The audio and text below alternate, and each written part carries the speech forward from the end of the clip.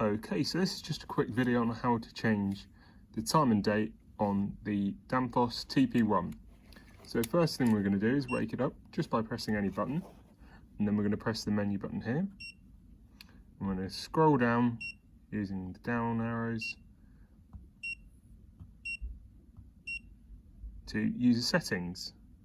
When you reach user settings, press OK, and then you can set the date, press OK again, and you can change the day, the month and the year just again by the up and down arrows. Push OK once you've done and the date has been set.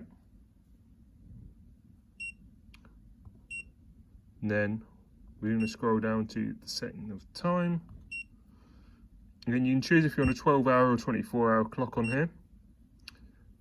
Just scroll across, set your hours, again just using the up and down arrows, again across to change the minutes, and OK once you've done, and you can see that has been set.